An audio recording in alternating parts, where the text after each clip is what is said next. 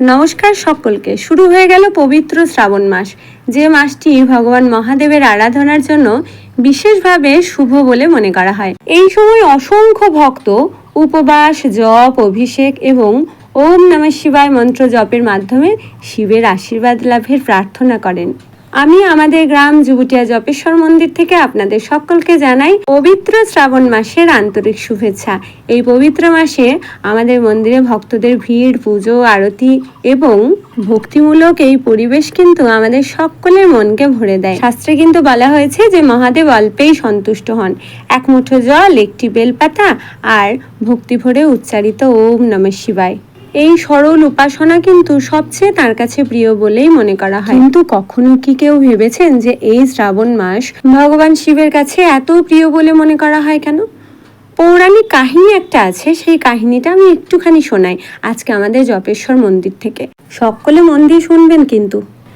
জানেন তো, সমুদ্র মন্থনের সময় দেবতা ও অসুরদের সামনে উঠে এসেছিল ভয়ঙ্কর হলাহল নামক বিষ। আর সেই বিষের প্রভাবে সমগ্র সৃষ্টি জগৎ ধ্বংসের মুখে পড়েছিল। তখন সকলের কল্যাণের জন্য মহাদেব কি করলেন? সেই বিষ পান করলেন। দেবী পার্বতী তার কণ্ঠে বিষ আটকে দিলেন গলা চেপে, যাতে বিষ নিম্নগামী না হয়। ফলে বিষ শরীরের ভেতরে প্রবেশ করতে পারল না। কিন্তু বিষের প্রভাবে কণ্ঠ ক্রমশ নীল রং ধারণ করলো। সেই থেকে ভগবান মহাদেবের নাম হলো নীলকণ্ঠ। এবং প্রচলিত বিশ্বাস হলো যে বিষের তাপ প্রশমিত করতে তখন দেবতারা মহাদেবের মাথায় নিরন্তর জল অর্পণ করলেন। সেই বিশ্বাস থেকেই আজও কিন্তু শ্রাবণ মাসে ভক্তরা শিবের মাথায় জল, গঙ্গা জল, বেলপাতা, দুধ ইত্যাদি নিবেদন করেন এবং আমাদের শিক্ষা দিয়ে যান যে নিজের স্বার্থের আগে অন্যের কল্যাণের কথা ভাবতে হবে। তিনি ত্যাগ, সংযম, করুণা ও সমতার প্রতীক।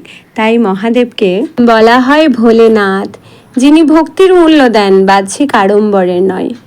আজ আমি ছিলাম আমাদের গ্রামের যুবটিয়া জপেশ্বর মন্দিরে। যারা আমাদের এই যুবটিয়া গ্রামের জপেশ্বর মন্দির এখনো পর্যন্ত দর্শন করেননি, তাদের প্রত্যেককে বলবো শ্রাবণ মাসের এই সবে শুরু, শ্রাবণ মাসের যে কোনো একটা দিন সময় করে চলে আসুন। ভীষণ ভালো লাগবে। বাবার দর্শন এবং মন্দিরের চারপাশের পরিবেশ আপনাকে মুগ্ধ করবেই করবে। আমি দায়িত্ব নিয়ে কথা আপনাদের বললাম। দেখুন, মানুষের মন খুব সহজেই সংসারের নানা চিন্তায় বিচলিত হয়ে পড়ে। আর মন্দির হলো এমন একটা পবিত্র স্থান যেখানে মন সহজেই ঈশ্বরের দিকে একাগ্র হয়। মাঝে মাঝে নিজেকে শুদ্ধ করারও প্রয়োজন আছে, আর মন্দির এলে সেই শুদ্ধি সম্পূর্ণভাবে হয় বলে আমার বিশ্বাস। আর সেই শুদ্ধতার জন্যই কিন্তু আমাদের জীবন শৃঙ্খলাবদ্ধ হয়, সমবেত হয় এবং সুন্দর একটা ভক্তির রূপ পায়। আজকের ভিডিওটা এখানেই শেষ করব। পবিত্র এই শ্রাবণ মাসে সকলে একবার বলে যান হর হর মহাদেব, ওম নমঃ শিবায়। সকলে খুব ভালো থাকুন, সুস্থ থাকুন।